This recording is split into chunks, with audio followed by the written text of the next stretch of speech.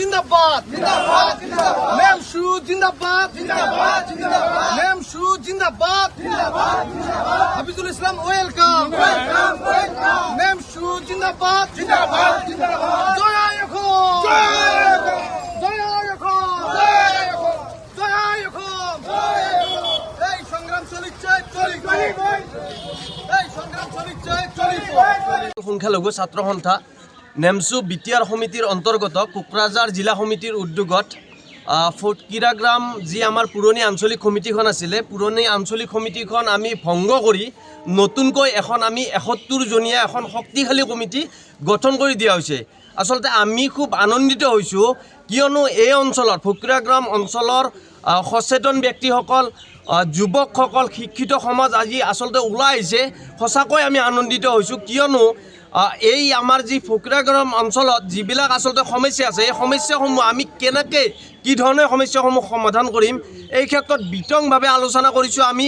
আৰু অনাগত দিনত এই ক্ষেত্ৰত আমি এক মানে গুৰুত্বপূৰ্ণ আমি আলোচনা কৰাৰ প্ৰয়োজন আছে কিয়নো আপোনালোকে জানে যে বিটিআৰ নিৰ্বাচন আহি আছে। বিটিআৰৰ 40টা সমষ্টিৰ ভিতৰত আমাৰ সংখ্যালঘু বৃহৎ মানে জনগোষ্ঠী থকা ফটকিৰাগ্ৰাম যিটো আমাৰ একমাত্ৰ সমষ্টি এই সমষ্টিত আচলতে আমাৰ সংখ্যালঘুসকলৰ কোনো ধৰণৰ উন্নয়ন হোৱা নাই। আচলতে এয়া দুৰ্ভাগ্যজনক। এখন কল্যাণকামী ৰাষ্ট্ৰৰ কাৰণে এনেকুৱা ধৰণৰ যদি আচলতে মাহিয়াই চকুৰে চোৱাৰ নিচিনা যদি এটা পৰিৱেশ হয় এনেকৈ কোনো কাৰণত এখন ৰাজ্য এখন দেশ কোনো কাৰণত নচলে।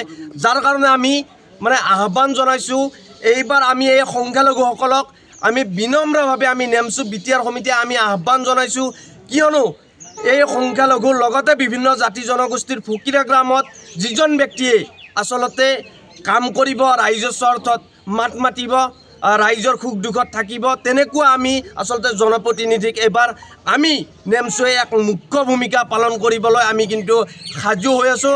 আৰু লগতে এইটো কথা ক'ব লাগিব যিজন সন্মানীয় ইয়াম আছে অৰূপ কুমাৰ দে ফটকিৰাগ্ৰাম সমষ্টিৰ তেখেতে কোনো ধৰণৰ আচলতে কাম কৰা নাই ভেদাভেদৰ ৰাজনীতি কৰিছে। আমি বিগত সময়ত তেখেতৰ আমি কথা বতৰাবিলাক কাম কাজবিলাক আমি দেখিবলৈ পাইছোঁ। আচলতে কেৱল আৰু কেৱল সস্তীয় জনপ্ৰিয় ৰাজনীতি তেখেতে কৰি আছে। এই ৰাজনীতিবিলাক আচলতে তেখেতে বন্ধ কৰিব লাগে। আৰু লগতে এইবাৰ নিৰ্বাচনৰ প্ৰাক মুহূৰ্তত আমি তেখেতে যদি ফটকিৰাগ্ৰামৰ সংখ্যালঘু এলেকাত মানে ভোট বিচাৰি যদি নিৰ্বাচনী প্ৰচাৰ চলাব আহে তেতিয়াহ'লে কিন্তু আমি তেখেতক পহু খেদা দিবলৈ বাধ্য হ'ম। আৰু এই চেগতে আপোনালোকক আৰু এটা কথা ক'ব লাগিব কিয়নো বিটিআৰত আচলতে আজিলৈকে যোৱা 4.5 বছৰত আমাৰ সংখ্যালঘুসকলৰ আমাৰ যি বিভিন্ন সময়ত ডিমাণ্ড আছিলে যে আমাক সংখ্যালঘু উন্নয়ন বোৰ্ড লাগে এই ক্ষেত্ৰতো কিন্তু চৰকাৰৰ কোনো ধৰণৰ গুৰুত্ব আমি দেখা নাপালোঁ। আমি বিচাৰিছিলোঁ যে আমাক হজ ভৱন লাগে কিন্তু আমাৰ সমস্যাসমূহ কিন্তু পিঠি দি পেলাই কিন্তু আমি দেখিবলৈ পাইছোঁ আচলতে কেনেকুৱা কাম কাজ চলি আছে। আমাক সংখ্যালঘুসকলক আমাক বঞ্চিত কৰাৰ নিচিনা এটা পৰিৱেশ হৈছে।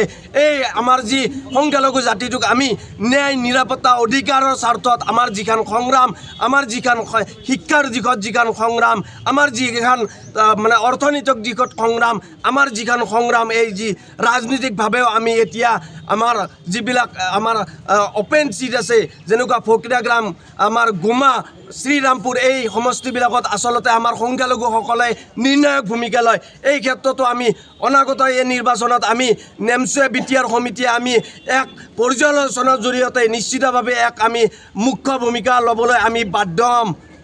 আমাৰ এইখিনিয়ে আমি বা আমাৰ সংখ্যালঘু ৰাইজক আমি আহ্বান জনাব বিচাৰিছোঁ যাতে আমাক কেৱল আৰু কেৱল যাতে ভোট বেংকৰ স্বাৰ্থত কোনোৱে আমাক ব্যৱহাৰ কৰিব নোৱাৰে তাৰ কাৰণে আমি প্ৰতিজন সজাগ সচেতন নাগৰিকক আমি আহ্বান জনাইছোঁ। আৰু ইয়াৰ জৰিয়তে আমি আজি এই যি নৱনিৰ্বাচিত আমাৰ ফটকিৰাগ্ৰাম আঞ্চলিক কমিটি এই ফটকিৰাগ্ৰাম আঞ্চলিক কমিটিৰ সভাপতি সম্পাদকৰ লগতে প্ৰতিজন বিষয়ববীয়াক আমাৰ বিটিআৰ সমিতিৰ তৰফৰ শুভেচ্ছা আৰু অভিনন্দন জ্ঞাপন কৰিছোঁ।